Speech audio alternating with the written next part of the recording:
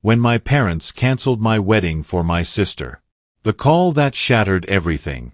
The morning sunlight streamed softly through the apartment window, brushing against white curtains and landing gently on the engagement photos arranged neatly on the wall. Smiles frozen in time. Joy captured before it was tested. Caleb Johnson stood in front of the mirror adjusting his tie for work, humming quietly.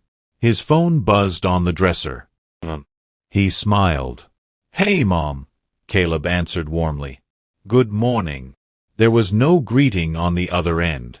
Instead, a long, heavy silence. "Caleb," Lorraine Johnson finally said, her voice tight, controlled. "Your father and I need to talk to you." Caleb's smile faded. "What's wrong?" he asked. Another pause. "We've decided the wedding cannot go on." The words hit him like a sudden drop in temperature. "What?" Caleb whispered. "You heard me," his father Raymond's voice cut in sharply. "We are calling it off." Caleb laughed softly, thinking it had to be a joke. "Dad, the wedding is in 3 weeks." "Yes," Lorraine said. "And that's exactly the problem." Caleb leaned against the dresser. "Mom, explain." Raymond cleared his throat. "Your elder sister, Denise, is still unmarried. It is not right." Caleb felt his chest tighten.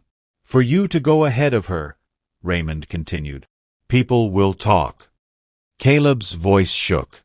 "People." Lorraine sighed. "We raised you with values, Caleb. Order matters." "Order," Caleb repeated. "This is my life." Raymond's tone hardened. "Family comes before selfish desires." Caleb's hands trembled. "You want me to cancel my wedding because my sister isn't married?" "Yes," Lorraine said firmly. "It's final." The call ended. Caleb stood there, phone still pressed to his ear, heart pounding, as the silence swallowed him whole. Across the room, wedding invitations sat stacked neatly on the dining table. And just like that, his future cracked down the middle. Aisha Brooks was in the kitchen tasting soup when she heard the door open. She smiled without turning. "You're home early." No response. She turned slowly. Caleb stood frozen by the door, tie loosened, eyes distant. "Aisha," he said quietly, "we need to talk." Her smile disappeared. She turned off the stove. "What happened?" Caleb swallowed hard. "My parents called." Her shoulders stiffened. "Okay." They canceled the wedding. The spoon fell from her hand, clattering loudly against the tile. "Canceled?" she whispered. Caleb nodded. "Because my sister isn't married yet." Aisha stared at him, stunned. "That's not real." "I wish it wasn't." Silence filled the room, thick and heavy. "I already quit my second job for the wedding," Aisha said softly. "I moved my mom's surgery date. I told my church. I told my friends." Caleb's voice cracked. "I didn't agree with them." She stepped closer. "But did you stop them?" He couldn't answer. Aisha inhaled deeply. "Caleb, I love you, but I won't be someone's placeholder." "That's not what this is," he said quickly. "Then what is it?" she asked, tears forming. "Because right now, it feels like I'm being punished for your sister's choices." Caleb reached for her hand. She gently pulled away. "I won't beg for a place I already earned," Aisha said firmly. "Decide who you are before this wedding decides for you." She walked into the bedroom and closed the door. Caleb stood alone in the kitchen, realizing for the first time that love, once tested, demands courage. Denise Johnson sat in her childhood bedroom scrolling through social media. Another wedding post. She tossed the phone aside angrily. 38 years old. Successful. Independent. And still unmarried. Her mother knocked softly. "Denise, come in." Lorraine entered and sat beside her. "We handled it." Denise's eyes widened. "You did?" "Yes," Lorraine said. "Caleb's wedding is cancelled." Denise swallowed. Relief, mixed with guilt. He won't hate me, will he? Denise asked quietly. Lorraine waved her hand dismissively. He'll understand. One day. But deep down, Denise knew the truth. This wasn't tradition. It was fear. And fear always collects its debt. By Sunday, the whispers had started. Church members leaned in. Friends stopped asking about invitations. Aisha stopped answering calls. Caleb sat alone in the pew, staring straight ahead as the pastor spoke about leaving and cleaving. The irony burned. After service, his aunt pulled him aside. Is it true? Caleb nodded. She shook her head slowly. Son, love doesn't wait for permission. Those words followed him home. And that night, Caleb made a decision that would divide his family forever. The Johnson family dining table had always been a place of control disguised as togetherness. Caleb sat stiffly in his chair, hands clasped, jaw tight. Across from him, his parents ate quietly, forks scraping plates like nothing had happened. Denise sat beside their mother, eyes down, stirring her food without eating. So, Lorraine said casually, work still going well? Caleb looked up slowly. Is that why you invited me here? He asked. Small talk. Raymond frowned. Don't start with that tone. Caleb exhaled. You canceled my wedding without asking me. Lorraine stiffened. We are your parents. And I'm a grown man, Caleb replied. You didn't just cancel an event. You disrespected my life. Denise finally looked up. Caleb. He turned to her. Did you ask for this? Her lips parted, closed again. Silence answered him. Raymond slammed his fork down. Enough. This family has order. You don't shame your elder sibling. Caleb stood. What about shaming my fiancé? Lorraine's voice sharpened. That girl will wait if she truly loves you. Caleb's eyes burned. She's not an object. And love doesn't prove itself through humiliation. Denise's voice trembled. I never said I wanted you to stop living. Caleb nodded slowly. But you didn't stop them either. The truth settled heavy in the room. Caleb picked up his jacket. I won't be controlled. Not anymore. He walked out. Behind him, Denise covered her face as the cost of silence finally arrived. Aisha sat on the edge of her bed, phone in her hand, staring at a message she hadn't sent. I need clarity. The door opened quietly. Caleb stood there. She didn't smile. Did you fight for us? She asked. Yes, he said honestly. And I lost something in the process. She crossed her arms. I can't marry a man who hasn't chosen himself. Caleb nodded. That's fair. Aisha's eyes softened. I love you, Caleb. But I won't compete with tradition. He stepped closer. Then don't. Let me compete. She studied his face. This wedding, if it happens, it must be because you chose me freely. Not in rebellion. Not in guilt. Caleb took a deep breath. Then give me time to do this right. She nodded slowly. Time, not promises. Denise watched Caleb's car disappear down the street. Her phone buzzed. A message from her mother. We did the right thing. Denise dropped the phone. For the first time, she questioned it. Later that night, she sat alone in her apartment, staring at her reflection. Was she afraid of being left behind, or afraid of facing her own choices? She whispered to herself, I didn't ask for this. But the silence answered back. You allowed it. Caleb stood in front of the church microphone one Sunday morning. Aisha sat in the back, unsure why she'd come. Caleb cleared his throat. I was raised to believe obedience was love, he began. But love without choice is control. Whispers spread. My wedding was cancelled, not by me, but by fear disguised as tradition. Lorraine stiffened in her seat. Caleb continued. I want to be clear. I am marrying the woman I love. Not because she waited. not because she obeyed, but because she stood equal. Aisha's breath caught. Caleb looked straight at her. And if that costs me approval, then I accept the price. The church fell silent. Raymond stood abruptly and walked out.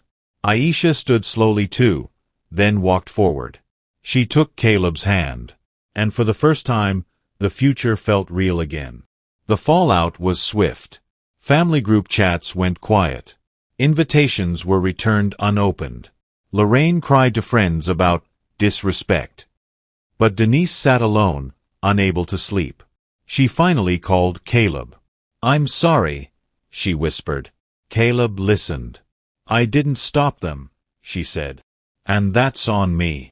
Caleb closed his eyes. "I forgive you. But forgiveness doesn't erase boundaries." Denise nodded, tears falling. "I understand." Growth, she learned, is rarely comfortable. 6 months later. A smaller venue. Fewer guests. But real joy.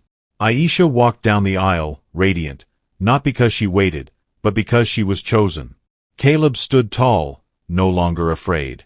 When the officiant asked, "Who gives this woman?" Aisha smiled. "I do." The room erupted in applause. Caleb took her hands. "I choose you. Fully." And this time, nothing stood in the way.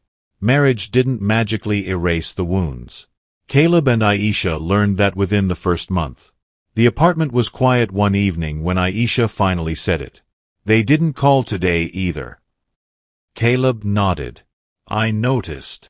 His parents had skipped the wedding. Not even a text. Aisha sat beside him. "Does it still hurt?" Caleb thought carefully. "It doesn't hurt the way it used to. But it still matters." Aisha leaned her head on his shoulder. "We're building something new. That takes time." Caleb kissed her forehead. "Thank you for staying." She smiled sadly. "Thank you for choosing." Lorraine Johnson watched the wedding video alone on her tablet. She had told everyone she didn't care. That Caleb had embarrassed the family. But her hands shook as she paused the screen on Aisha's smile. "She didn't even wear the veil I picked," Lorraine muttered. Raymond walked past. "You still watching that?" "She turned him against us," Lorraine snapped. Raymond stopped. "No. We did." Lorraine's eyes flashed. "You're taking her side now?" Raymond sighed. "I'm taking responsibility." That night, Lorraine cried, not for tradition, but for control slipping through her fingers. Denise's world began to feel smaller. Friends were married. Cousins had kids. And for the first time, no one blamed Caleb. At brunch, a friend asked casually, "So, why didn't you stop your parents?" Denise froze. I didn't think it was my place." Her friend shrugged. "Silence is still a choice." That sentence followed Denise home. She stared at her reflection and whispered, "I hid behind fear." And fear, she finally realized, had been running her life. Caleb met his parents at a cafe. Public, neutral. "I didn't come to argue," he said calmly. "I came to be clear." Lorraine crossed her arms. "You humiliated us." Caleb met her gaze. "You tried to control me." Raymond spoke quietly. "We were wrong." Lorraine turned sharply. "Raymond." "No," Raymond said. "We were." Caleb continued. "I love you. But you don't get access to my marriage unless you respect it." Lorraine's voice cracked. "You'd choose her over us?" Caleb answered softly. "I chose adulthood." Silence settled. For the first time, Lorraine had no argument. Aisha returned to church, this time without fear. When a woman whispered, "You're brave," Aisha smiled. "No," she said. "I'm whole." She began mentoring younger women, teaching them that love should never require shrinking. "Marriage isn't endurance," she told them. "It's partnership." Her confidence grew.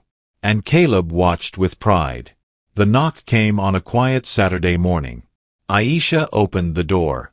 Lorraine stood there, nervous, holding a small gift bag. "I didn't come to fight," Lorraine said quietly. "I came to apologize." Aisha hesitated, then stepped aside. Lorraine's voice trembled. "I treated you like an obstacle instead of a blessing." Aisha listened.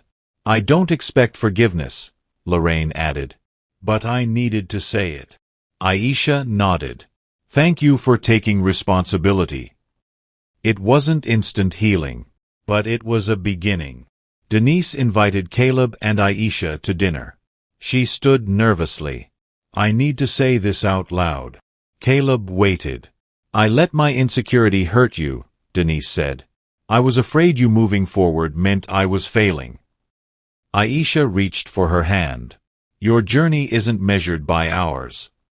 Denise cried, real tears this time. And for the first time, she felt free. Holidays changed. Smaller. Healthier. Less control. More honesty. Caleb and Aisha laughed more. Argued less. Loved deeper.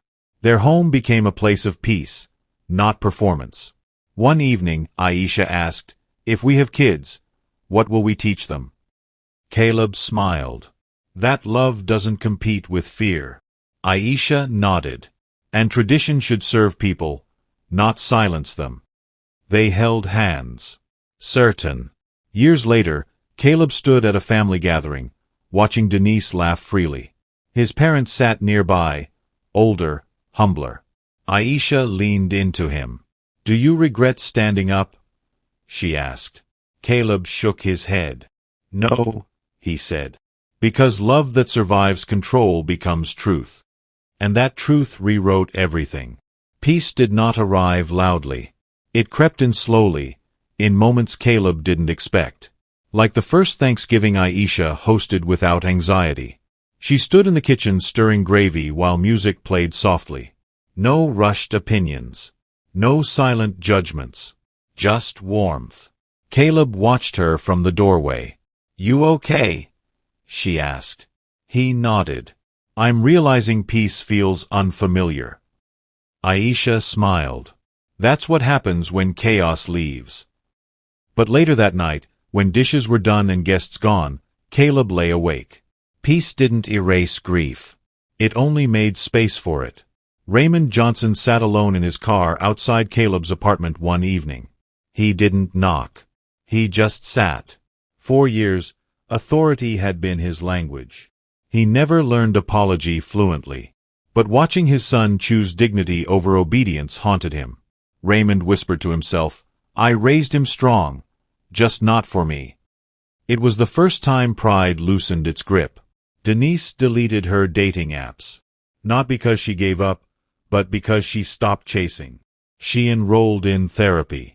The first session, the therapist asked, "What do you fear most?"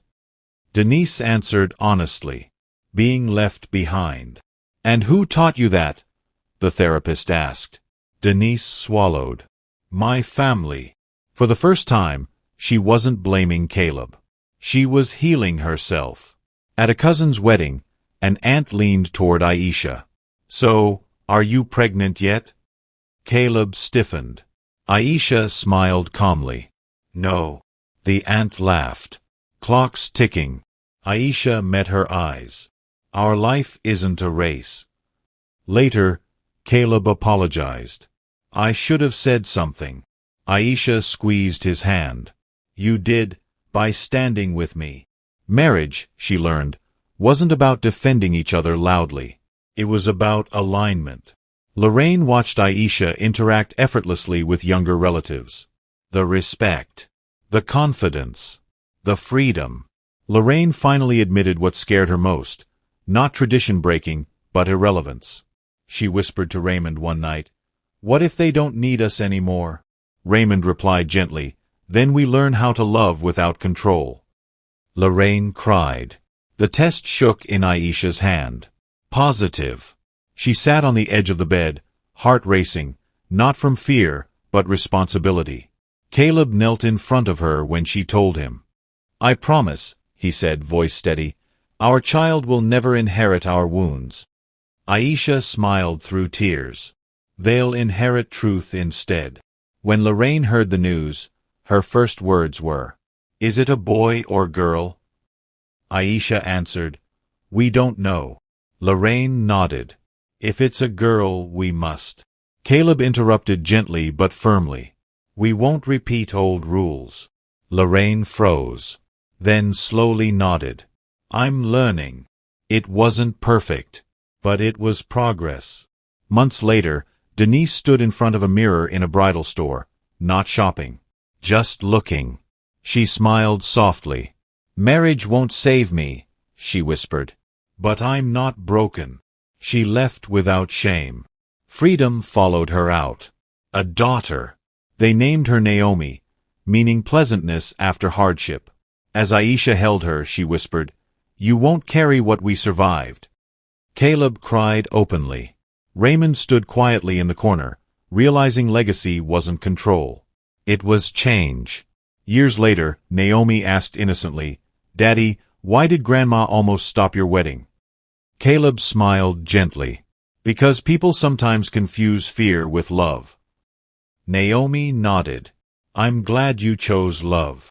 Caleb kissed her forehead. "So am I." They tried to delay his future for the sake of tradition. But tradition without compassion becomes a cage. And when Caleb chose love, he didn't destroy his family. He freed it.